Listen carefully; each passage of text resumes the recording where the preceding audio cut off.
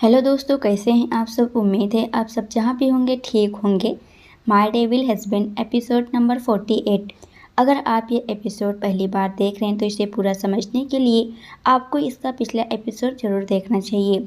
करण बोला, अगर तुम्हें मुझे मेरी वाइफी के हेल्थ से रिलेटेड कुछ नहीं बताना then you can go now. Doctor बोली, ओके सर, ये मैंने कुछ मेडिसिन चेंज की है तो आप मंगा लेना। करण आगे कुछ नहीं बोला और डॉक्टर बाहर चली गई। उसके जाने के बाद करण प्यार से सारा के सर को सहलाता रहा। कुछ ही देर में सारा की पलकें हल्के से हिली और उसने धीरे से कहा, डेविल। करण ने सारा की आवाज़ सुनकर उसकी तरफ देखा और उसके फोरहेड पर किस करते हुए प्यार से बोला, yes wifey, I am here with you. सारा ने धीरे धीरे अपनी आंखें खोली और सामने करण को देखने लगी।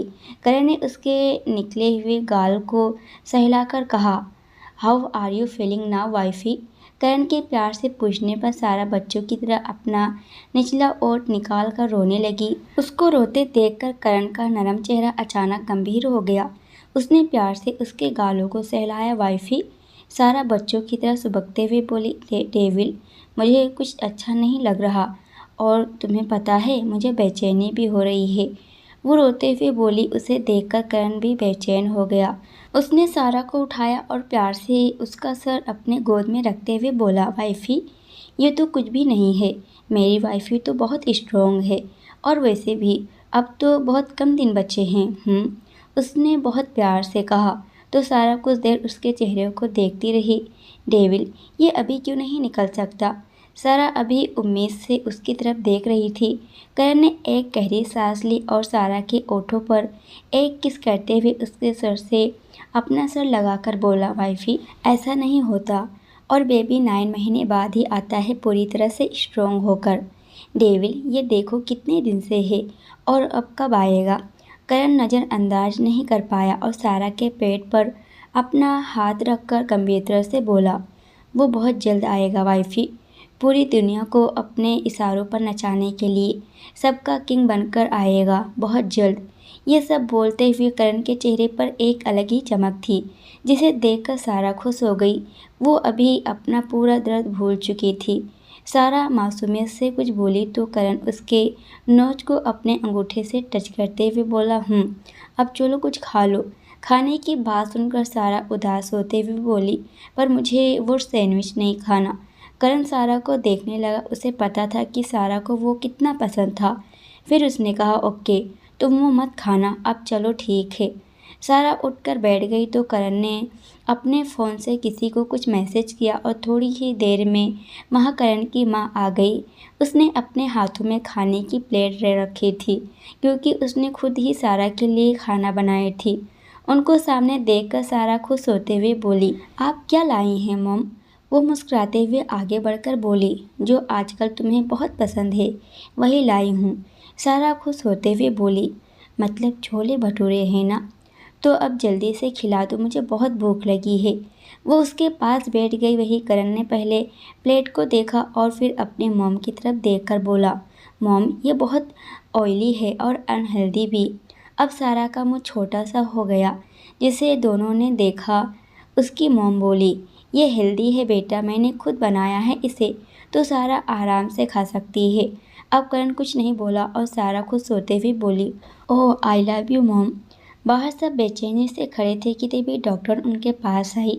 उनको देखकर दीप्ति जी जल्दी से उनकी तरफ दौड़ी। वो डॉक्टर के पास जाकर बोली, मेरी बेटी कैसी है डॉक्टर, कोई घबराने की बात तो नहीं है ना, प्लीज़ बताएं। डॉक्टर ने उन्हें देखकर एक लंबी सांस ली और बोली, वैसे तो मैंने सर को सारी बातें बता दी है, पर फिर भी एक बार मैं आपको बता देती हूँ। आप खुद एक औरत हैं तो इस बात को ज़्यादा अच्छे से समझेंगी कि प्रेगनेंसी में बहुत तरह का बदलाव आता है। उनमें से एक ये भी होता है कि जो चीज़ हमें बहुत पसंद होती है वो इन दिनों बुरी लगने लगती है। वैसे ही कुछ मैम के साथ भी है। उनको भीड़ में घबराहट होने लगी थी जिस कारण वो बेहोश हो गई थी, बट अब वो ठीक है। उन्हें बस रेस्ट की ज़रूरत है, तो आप लोग प्लीज़ अब उनका और भी ज़्यादा ध्यान रखिए। अब मैं चलती हूँ। डॉक्टर अपनी बात बोलकर चली गई और दीप्ति जी वहीं खड़ी होकर कुछ सोचते हुए सारा के रूम की तरफ देखने लगी जो कि बंद था। इधर गौरी आहान से बात कर रही थी। आहान बोला, जान आज कहीं चलते हैं घूमने, तुम रेडी रहो, मैं आ रहा हूँ लेने। गौरी जल्दी से नहीं बोली और आहान को सारी बात बता दी जो सारा के साथ हुआ था और होने वाला था। फिर लास्ट में बोली, ये कैसे होगा कि हमें ख्याल ही नहीं, पता नहीं हमसे कैसे इतनी बड़ी लापरवाही हो गई। आज अगर सारा को कुछ हो जाता तो शायद करण जीजू सबको जिंदा ही जला देते। वेल, अब सारा ठीक है और अपने रूम में रेस्ट कर रही है। आहान बोला, अब वो ठीक है तो मैं आ रहा हूँ तुम्हें लेने, जल्दी से रेडी रहो बिकॉज तुम्हारे बिना पूरा घर सूना लग रहा है। और उसने अपनी बात को बीच में छोड़ दिया तो गौरी जोर देकर बोली, और क्या? आहान अपने हाथों को अपने बालों में घुमाते हुए बोला, और हमारा बेडरूम और बेड भी तुम्हें बहुत मिस कर रहा है। गौरी का चेहरा लाल हो गया और उसके चेहरे पर एक स्माइल आ गई। उसने मुस्कुराकर बोली, अच्छा आप बहुत बदमाश हो गए हो। आहान हंसते हुए बोला, वो तो मैं पहले से ही था, बस तब तक तुम पास नहीं थी तो मैंने अपनी बदमाशी को दबा कर रखा था। गौरी जोर जोर से हंसने लगी क्योंकि उसे आहान की बातें फनी लग रही थी। उसको हंसते देखकर आहान भी अपनी हंसी रोक नहीं पाया और हंसने लगा। वहीं बाकी सब ध्यान से गौरी की तरफ देखने लगे कि आखिर ऐसी क्या बात हो गई जिसे उसको इतनी हंसी आ गई। गौरी को जैसे ही इस बात का एहसास हुआ वो तुरंत से चुप हो गई और आहान से बोली, मैं वेट कर रही हूँ, आप जल्दी से आ जाओ। उसने फ़ोन काट दिया और पानी पीने का बोलकर किचन में चली गई। उधर आहान अपने फ़ोन को देखते हुए बोला, इसे क्या हो गया? फिर उसने अपने सर को झटका और कार को आगे बढ़ा दिया। अभय और अंजू एक साथ बाहर खड़े थे। अभय किसी को फ़ोन पर कुछ इंस्ट्रक्शन दे रहा था और अंजू उसको साइड से बिना पलके झपकाए देख रही थी। तभी अभय ने अपना फ़ोन रखा और उसकी तरफ टर्न हो गया। जैसे ही उसने अंजू की तरफ देखा, अंजू अचानक से घबराकर इधर उधर देखने लगी तो अभय के चेहरे पर एक स्माइल आ गई। उसने अपने फ़ोन को जेब में रखते हुए कहा, वैसे तुम जितना चाहो मुझे देख सकती हो, मैं तुम्हारा ही तो हूँ। अभय की बातों से अंजू जैसे सदमे में चली गई थी। उसने झटके से अपना चेहरा उसकी तरफ किया और उसे ध्यान से देखने लगी क्योंकि अभय ने आज तक उससे ऐसी बात नहीं की थी, बल्कि वो तो खुद ही उससे ऐसी बातें करती थी और अभय चुपचाप सुनता रहता था। अगली सुबह सारा अपने बेड पर करण की बाहों में आराम से सो रही थी और करण उसे निहार रहा था। सारा का चेहरा बहुत चमक रहा था। शायद से सब उसकी प्रेगनेंसी का असर था कि उसके चेहरे पर पहले से भी ज़्यादा ग्लो आ गया था। करण बहुत प्यार से उसके चेहरे को निहारते हुए उसके चेहरे पर बिखरे बालों को समेट रहा था। वहीं सारा बहुत गहरी नींद में थी शायद, पर करण को उसका सोना पसंद नहीं था, इसलिए उसने उसे जगाने के लिए उसके कान को चूमकर प्यार से फुसफुसाया, वेकअप वाइफी। लेकिन सारा पर तो उसकी बातों का कोई असर नहीं हुआ। सारा अभी भी सो रही थी और करण उसके टमी पर किस कर रहा था। करण सारा के टमी पर किस करके उसके पास आया और उसके चेहरे को सहलाकर बोला, वेकअप वाइफी उठो, सुबह हो गई है। सारा कुनमुनाते हुए बोली, ओहो डेविल, अभी नहीं, कोई मुझे सोने क्यों नहीं देता।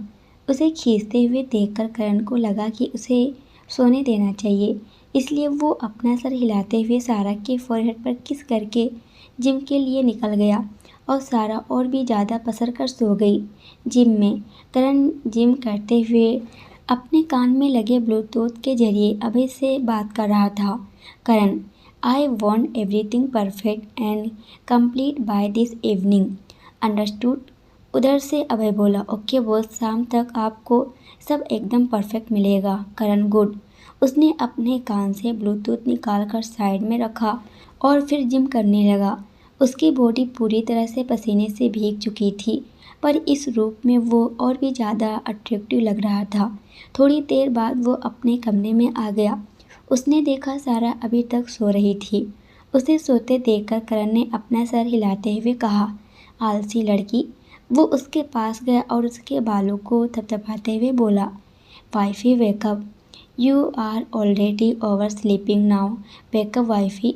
सारा आंखों को मलते हुए उठकर बैठी और एकदम से चिल्लाई। उसको चिल्लाते देखकर करण ने तुरंत उसको अच्छे से बिठाया और उसकी पूरी बॉडी को चेक करते हुए बोला, व्हाट हैपन वाइफी? क्या तुम्हें कहीं दर्द हो रहा है? मुझे बताओ। सारा की मासूम सी आंखों में पानी आ गई थी।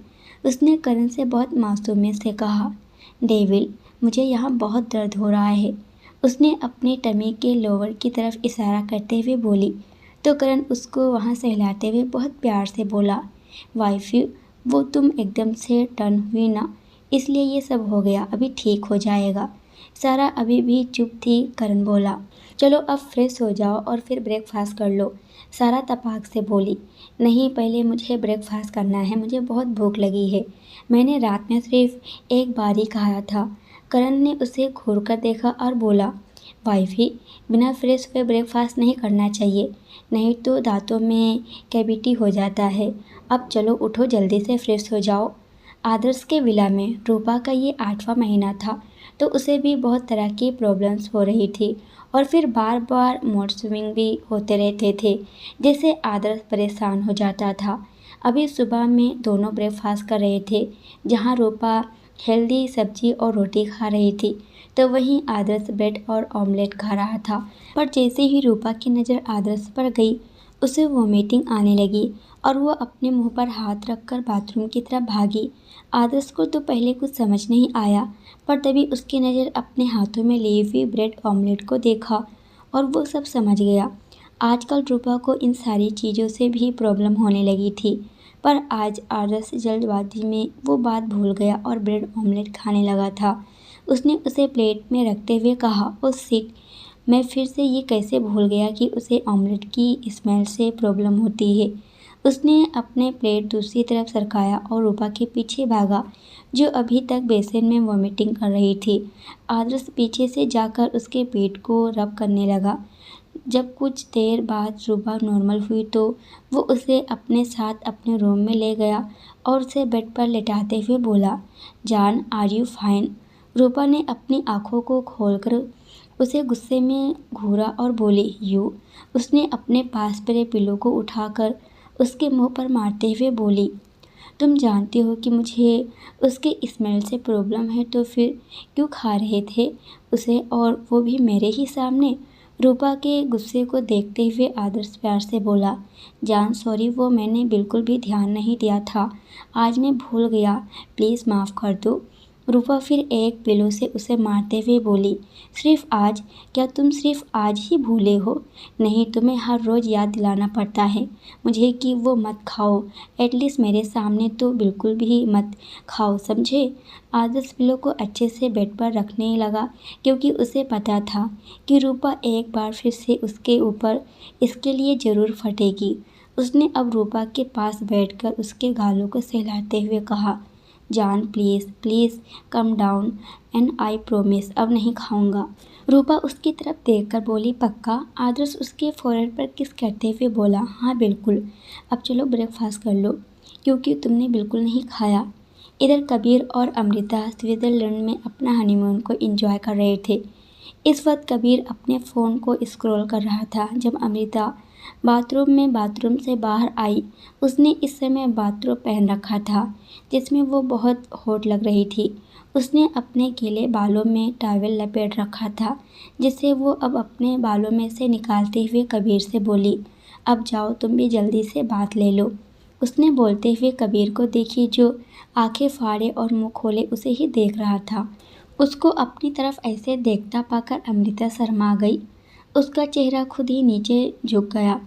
तब तक कबीर अपनी जगह से उठते हुए उसके पास आ गया और उसके हाथों से टॉवल लेकर चेयर पर फेंक दिया और उसको कमर से पकड़कर अपनी तरफ खींचते हुए बोला, baby, you look so hot and.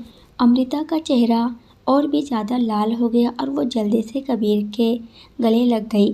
Kabir ने उसके बाथरूम के अंदर अपना हाथ डाल दिया और धीरे धीरे उसे खोलते हुए बोला, क्या कह रही थी तुम? वो उसके गले पर किस करने लगा तो अमृता एकदम उसे चिपक गई। कबीर उसके गले पर डीपली किस कर रहा था और अमृता ने जोर से उसके शर्ट को अपनी मुट्ठी में भींच ली। कबीर ने कहा, बोलो। तुम क्या कह रही थी? अमृता लड़खड़ाते हुए बोली। वो कि तुम जल्दी से बात ले लो ताकि हम बाहर घूमने जा सकें। कबीर उसके गले पर बाइट करते हुए बोला, बेबी, अब मैंने मोड चेंज कर दिया है और अब हम बाहर नहीं जा रहे बल्कि अब मैं तुम्हें यहीं प्यार करूँगा। उसके किस करने से अमृता कुछ बोल नहीं पा रही थी, पर फिर भी उसने लंबी सांस लेते हुए बोली, पर क्यों हम घूमने नहीं जा रहे कबीर?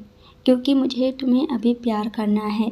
अमृता उसे थोड़ी अलग हुई और उसके चेहरे को देखते हुए बोली, पर कबीर ने उसके ओठों पर उंगली रखते हुए कहा, चुप, अब कोई बहस नहीं और मुझे प्यार करने दो। अमृता अम्मू बनाकर चुप हो गई और कबीर उसे किस करते हुए बेड पर लेकर गिर गया और उसके पूरी बॉडी पर किस करने लगा। इधर सोम के घर दिया अपनी सास के साथ बैठी सोम की बुराई कर रही थी। दिया बोली, मॉम, आपने उसे बचपन में मारा नहीं क्या जो वो इतना बिगड़ा हुआ है? सोम की माँ बोली, आखिर हुआ क्या है बेटा? दिया मुँह बनाकर बोली, देखो ना, मैं कितने दिनों से बोल रही हूँ कि मुझे आइसक्रीम खिलाने ले जाओ तो बोलता है मुझे बहुत काम है, तुम खुद ही चली जाओ। आप ही बताओ, अब क्या उसे मुझे लेकर नहीं जाना चाहिए? सोम की माँ बोली, ये तो बहुत गलत है। एक काम कर, जब रात को वो तेरे पास आए तो तू उसे कमरे से निकाल कर अपना रूम बंद कर देना, खुद ही उसका दिमाग ठिकाने आ जाएगा। दिया खुश होकर बोली, क्या सच्ची? सोम की माँ बोली, हाँ बिल्कुल, अगर ट्रस्ट ना हो तो करके देख ले। दिया खुश होते हुए अपने आप से बोली, अब देखो तुम सोम, मैं तुम्हारे साथ क्या करती हूँ। शाम का समय करण ने सारा के लिए एक बहुत खूबसूरत सा गाउन मंगाया था जो सारा से ओवरसाइज था, क्योंकि उसका बेबी बम भी तो था, इसलिए वो ड्रेस थोड़ी बड़ी थी। वो गाउन हल्के बेबी पिंकिश कलर का था और सारा के ऊपर काफ़ी खूबसूरत लग रहा था। वहाँ 2 मेकअप आर्टिस्ट भी बैठी थी जो उसे रेडी कर रही थी। उसके बालों का एक सुंदर सा बंद बना हुआ था, चेहरे पर हल्का सा मेकअप, ओठों पर हल्की पिंकिश लिपस्टिक, मांग में सिंदूर और हाथों में एक एक कंगन, क्योंकि आजकल सारों को बहुत इचिंग होती थी, जिस वजह से वो ज़्यादा कंगन या चूड़ा नहीं पहन पाती थी। उसके गले में करण के नाम का मंगलसूत्र था। कुल मिलाकर वो बहुत ही ज़्यादा खूबसूरत लग रही थी। मेकअप आर्टिस्ट अपना काम करके चली गई और सारा मिरर के सामने बैठकर खुद को अलग अलग तरह से पोज देकर देख रही थी। तभी करण अपने 3 पीस सूट में वहाँ आया। हमेशा की तरह वो हैंडसम लग रहा था। उसे देखकर सारा खुश होते हुए बोली, डेविल देखो मैं कैसी लग रही हूँ। करण उसके कंधे पर अपना हाथ रखकर उसे मिरर में देखते हुए प्यार से बोला, wifey, you look like a angel as always. Karan से अपनी तारीफ सुनकर सारा के चेहरे पर एक अलग ही खुशी की चमक आ गई। अब आखिर उसे और चाहिए ही क्या था? उसे यही तो पसंद थी कि करण उसकी तारीफ करता रहता था। उसने खुशी से मुस्कुराते हुए कहा, thank you devil, you are the best. Karan ने बस अपना सर हिलाकर छोटा सा जवाब दिया, और सारा की प्लेन स्लीपर उसे पहनाने लगा, क्योंकि वो चाहता था कि सारा हिल ना पहने, क्योंकि अगर वो पहनती तो उसे चलने में प्रॉब्लम हो सकती थी, जो उसे अभी ही होती थी। उसको अच्छे से रेडी देखकर करण ने एक बार फिर से उसे ऊपर से नीचे तक देखा और उसके लुक को देखकर वो सेटिस्फाई होते हुए बोला, अब चलो। उसने सारा के हाथों को पकड़ लिया, गाउन को आगे से अपने हाथों में उठा लिया ताकि उसे चलने में प्रॉब्लम ना हो। वैसे तो वो गाउन ज़्यादा बड़ा नहीं था, पर फिर भी कहीं सारा का पैर न फंस जाए, ये सोचकर करण उसे पूरी तरह से प्रोटेक्ट कर रहा था। करण सारा का हाथ पकड़कर नीचे आया तो सबका ध्यान उसकी तरफ चला गया, जहाँ करण की दादी, कबीर की माँ, करण की माँ और मिस लिली बैठी कुछ बात कर रही थी। लेकिन सीढ़ियों से उतरते करण और सारा को देखा तो उनकी नज़र उन दोनों पर टिक ही गई, क्योंकि दोनों ही इतने प्यारे थे।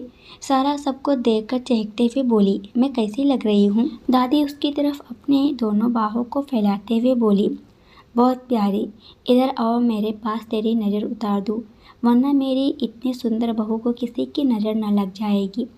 सारा खुश होकर उनकी तरफ दौड़ने को हुई कि करण ने उसका हाथ पकड़कर अपने पास खींच लिया और उसे आंखें दिखाते हुए बोला, वाइफी, ये तुम क्यों भूल जाती हो कि तुम दौड़ नहीं सकती? आराम से चलना सीखो, वरना मैं तुम्हें घर से बाहर भी नहीं निकलने दूंगा। अब सारा ने छोटा सा मुंह बना लिया। उसे करण का डांटना बिल्कुल भी अच्छा नहीं लगता था। वहीं उन दोनों को ऐसे देखकर करण की माँ बोली, ये क्या कर रहे हो? तुम उसे डांट क्यों रहे हो? उसे समझ नहीं है पर तुम्हें तो है। करण ने उनको कुछ नहीं कहा और सारा जाकर उसके गले लग गई। वो रुआसी हो गई थी। उसकी आंखों में पानी भर गया था। उसको ऐसे देखकर दादी ने करण को डांटते हुए बोली, नालायक, देखो तो जरा बच्चे को रुला दिया। करण ने देखा कि सारा रो रही है तो उसे एहसास हुआ कि उसने फिक्र में उसे कुछ ज़्यादा ही डांट दिया था। वो सारा के पास गया और उसके हाथ को पकड़कर करण की माँ से अलग करके उसका चेहरा देखते हुए बोला, wifey, why are you crying? बताओ मुझे।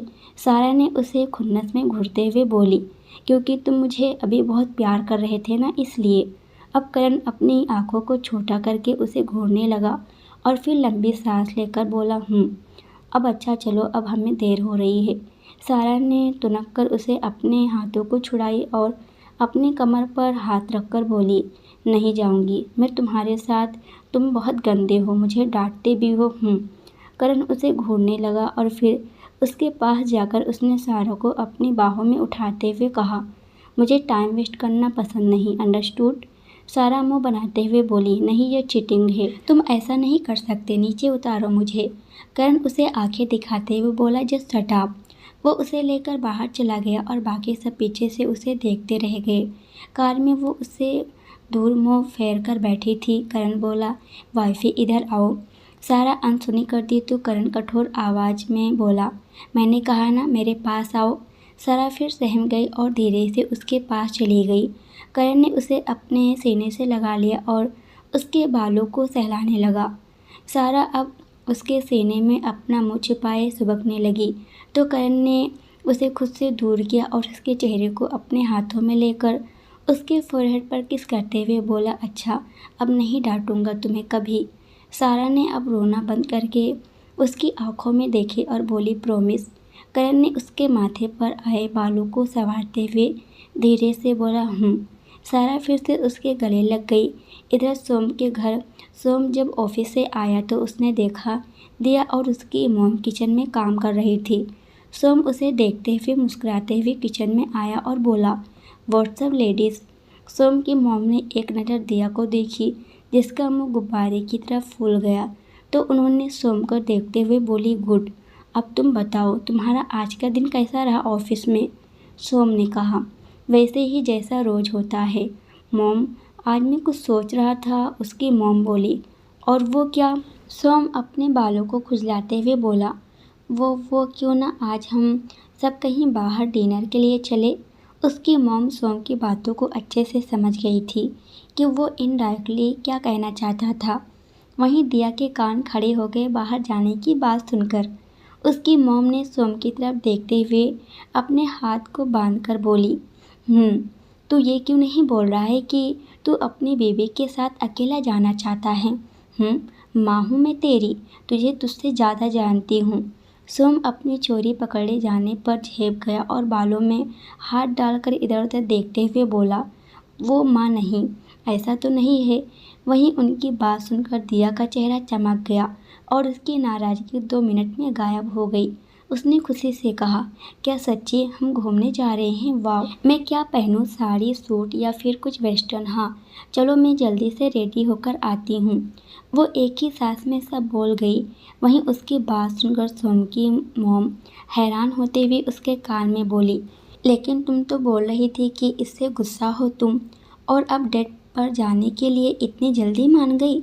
सोम नासमझी में उन दोनों को देख रहा था। उसे तो समझ ही नहीं आ रहा था कि दोनों क्या बातें कर रही थी। वहीं अपनी सास की बात सुनकर दिया मासूमियत से बोली, हाँ मैं गुस्सा थी, पर अब वो तो मुझे डेट पर ले जा रहा है तो मैं मान गई कि मुझे ऐसे नहीं मानना चाहिए था मॉम। सोम की मॉम बोली, बिल्कुल नहीं। पहले उसे तड़पाती, फिर थोड़ा अपने आगे पीछे दौड़ाती, फिर अपनी चमचागिरी कराती, तब मानती। तब इन मर्दों को पता लगता कि हम औरतों को भी इन्हें समय देना चाहिए, समझी। दिया भी अब उनकी बात सोचने लगी। वहीं सोम से अब रहा नहीं गया।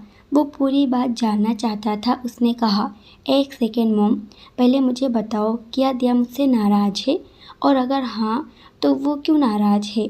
सोम ने अपने मॉम से क्वेश्चन किया तो उन्होंने घूरते हुए कहा, हाँ बिल्कुल तुझसे नाराज है। तुझे शर्म नहीं आती कि अपनी नई नवेली और खूबसूरत बीवी को छोड़कर काम पर फोकस कर रहा है? अरे अगर इस उम्र में तू उस पर ध्यान नहीं देगा तो क्या बुढ़ापे में देगा, जब तुझसे कुछ हो ही नहीं पाएगा? नालायक कहीं का।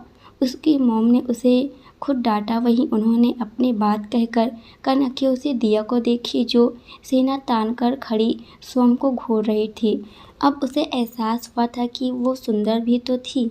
ऐसे कैसे सोम उस पर ध्यान नहीं दे रहा था?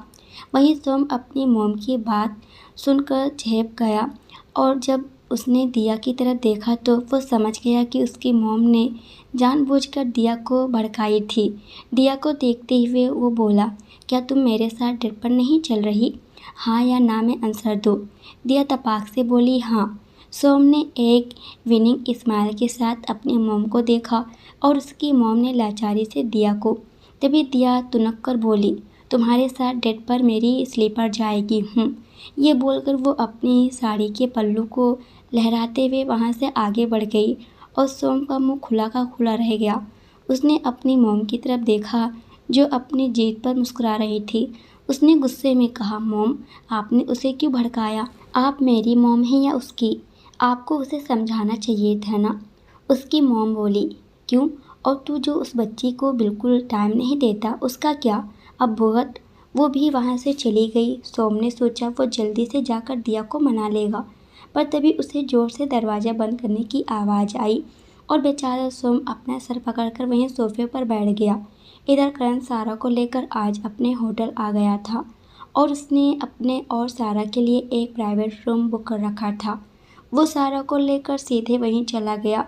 जब सारा उस रूम में पहुंची तो उसे बहुत खुशी हुई थी। उसने खुशी से चहकते हुए कहा, वाह डेविल, ये कितना अच्छा है।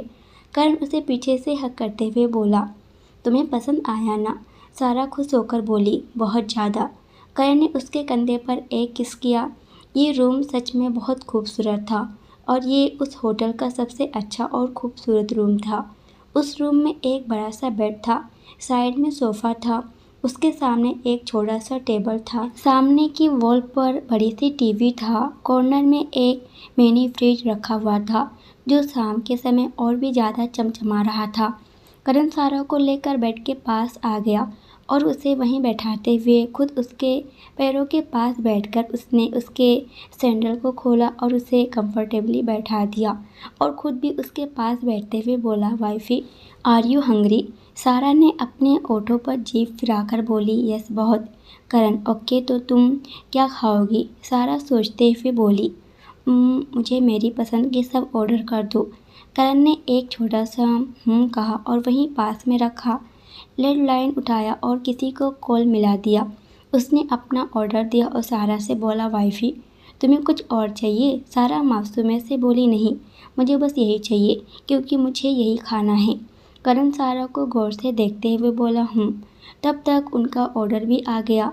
ऑर्डर लेकर मैनेजर खुद अंदर आया और उसने एक बार फिर से दोनों को सर झुकाकर ग्रेट किया। Good evening sir. Good evening ma'am.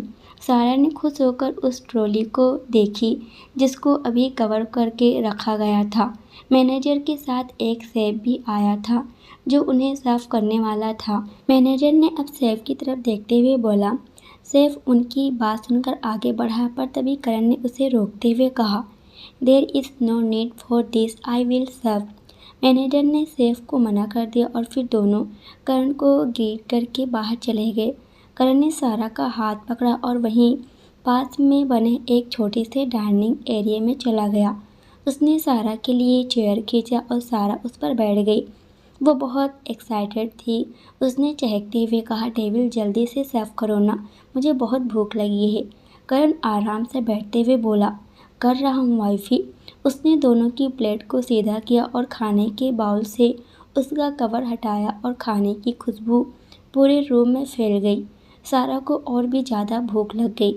उसने अब बेसब्र होते हुए कहा, वाह डेविल, इसकी खुशबू कितनी अच्छी है, प्लीज़ जल्दी से मुझे सर्व करो ना। करण बोला, बस हो गया।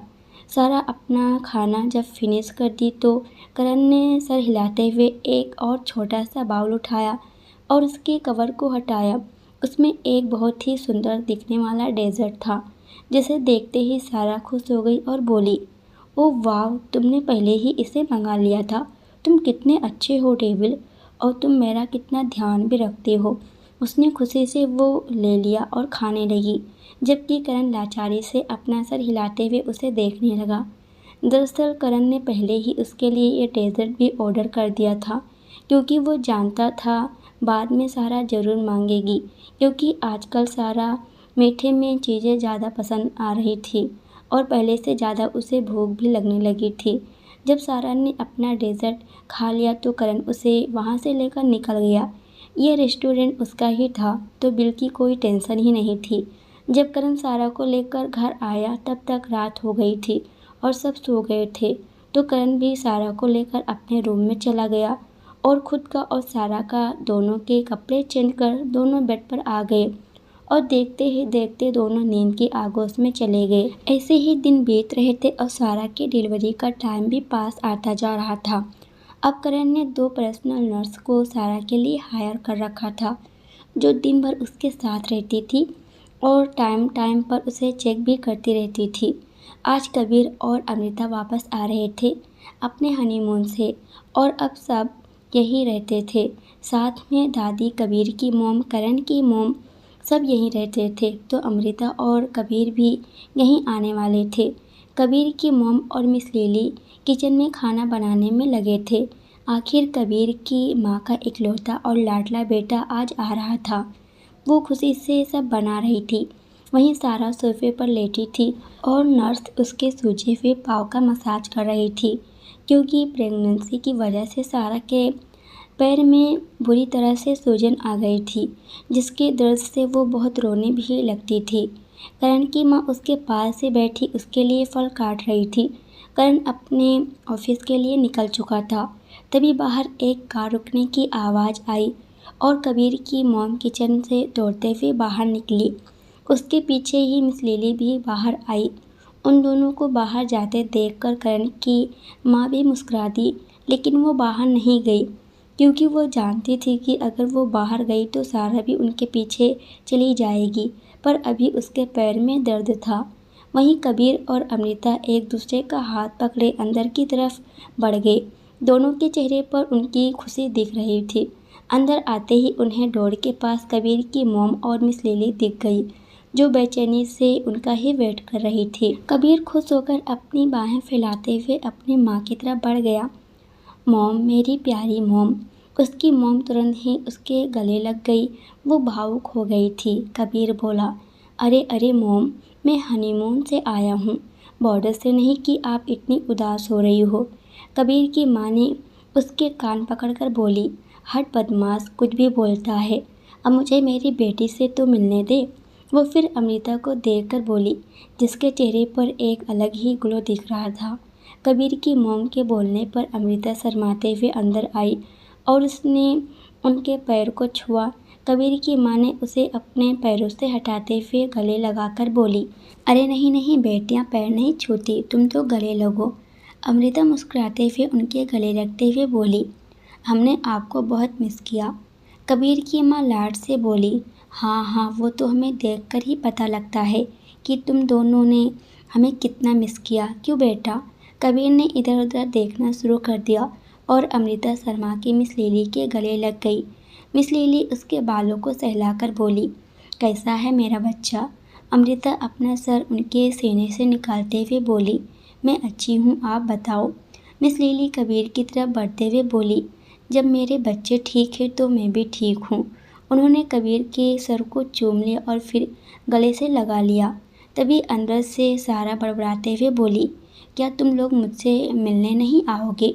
वो उदास हो गई थी। तभी कबीर उसके पास जाते हुए बोला, अरे ऐसे कैसे मेरी क्यूट सी भाभी, मैं तो आपसे मिलने सबसे पहले आता, पर ये दोनों माताएं मुझे दरवाजे पर ही मिल गई। सब हंसने लगे, सारा भी मुस्कुरा दी। दोस्तों आज के लिए इतना ही, इसके आगे क्या होगा ये हम देखेंगे अगली वीडियो में। और आज की वीडियो आप सभी को कैसी लगी प्लीज़ कमेंट करके ज़रूर बताइएगा, क्योंकि इतनी लंबी वीडियो रहती है तो एक लाइक और एक कमेंट तो बनता है। तो दोस्तों आप सभी लोग लाइक और कमेंट ज़रूर करना, और जो भी अगर इस चैनल पे नए हो तो चैनल को सब्सक्राइब कर हमें सपोर्ट ज़रूर कीजिएगा। पूरी वीडियो देखने के लिए आप सभी का बहुत बहुत धन्यवाद।